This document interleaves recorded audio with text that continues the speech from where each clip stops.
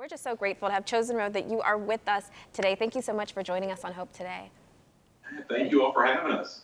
And before we get into your story, can you just go down the line in the road, just let us know your names and what you not position, but instrument you play or you sing? Yeah, so my name is Jonathan Buckner. I sing bass and play guitar. I'm Zachary Alvis. I play mandolin and sing. I'm Tyler Robertson. I play the bass and sing primarily tenor.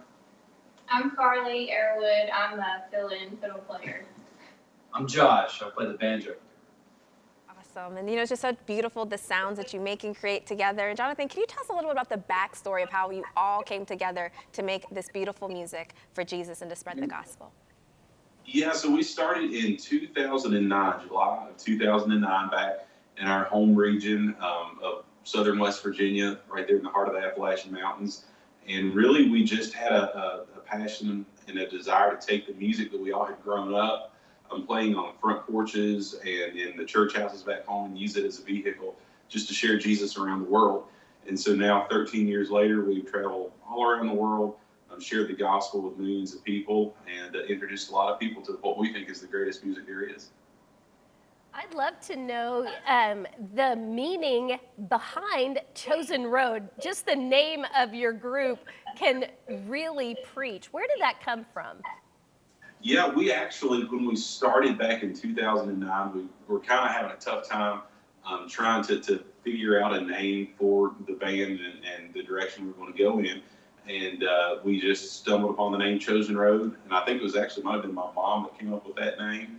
And she said, "What about Chosen Road?" And we all kind of loved it because it does. It describes exactly what we do. We've chosen to follow Jesus Christ and commit our lives in service to Him and sharing His gospel around the world. So yeah, we picked it and stuck with it.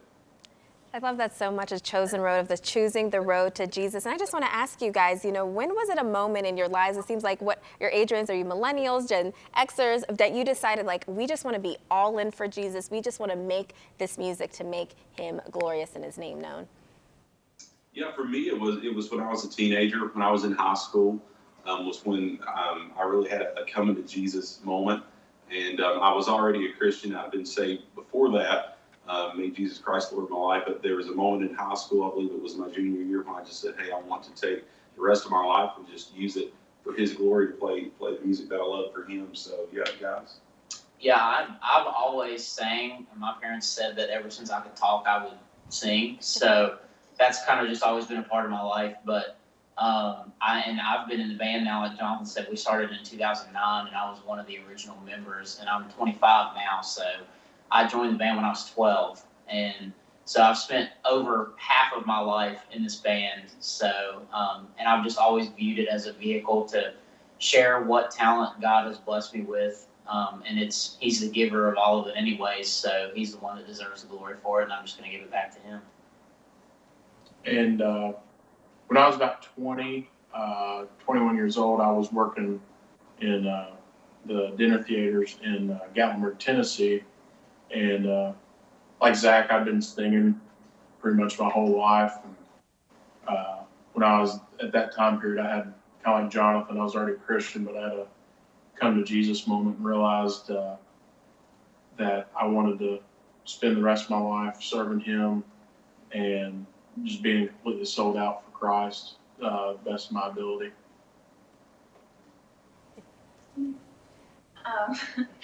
I've always I've been playing music since I was 10, and was raised in a Christian home, and I've always been, around just really solid Christian people. And then I just remember, I don't have a specific moment that I remember, this is the moment Jesus saved me. I remember kind of as a teenager starting to really hear the message more and pay attention and realize, oh, this is for me, So I definitely started growing closer as an older teenager and on into my early 20s. So yeah, that's pretty much it.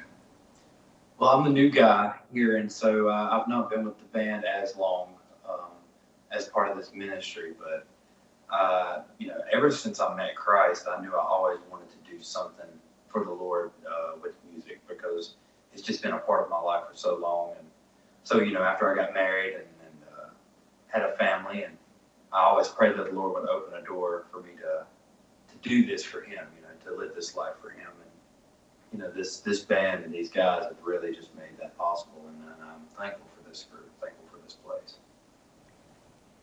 It's wonderful to hear your testimonies. How did you figure out your musical niche and the Appalachian and the bluegrass sound? Yeah, so it kind of took a while. We love this style of music because we all grew up playing it. But really, even as a band, there was really just a time of transition, probably about 5 or 6 years ago, when we really, and really, I guess the best way to describe it was we wanted our music to be more aligned vertically instead of horizontally. And for a long time, I think that even back in the early days of the band, it was more performance driven. But now, really, we exist for one reason, and that is to create music that that the church can use in corporate worship. And so that's just kind of how. And so then once we and the Lord kind of took us that direction, we felt a tugging in that direction in our hearts. And so then we said, well, we'll just call it Appalachian worship. So yeah. Can you guys tell me, something I read about you is that you raise an awareness for churches at risk or possibly closing. Where did that heart and passion and vision come into? Yeah, so we've had that passion for quite a while. Like I said, we started 13 years ago playing and singing in mountain churches back in southern West Virginia. And several years ago, we just started realizing, man, there's so many churches that were there for us that we used to play and sing in, worship with whenever we first started it. They shut their doors. And so then about 4 years ago now, we were contacted by the North American Mission Board and their church replanting and revitalization team. And they said, hey guys, would you all partner with us in raising awareness to the number of churches that close every year? I believe they say every year in North America alone, 4,000 to 6,000 churches shut their doors to never open again. And so they asked us to partner with them to record what they call their theme song. And it's really just a song that encourages pastors that are laboring in these dying churches. And so we're just trying to raise awareness, get people to pray for those pastors in those churches, pray for those churches that we can turn them around for the glory of God.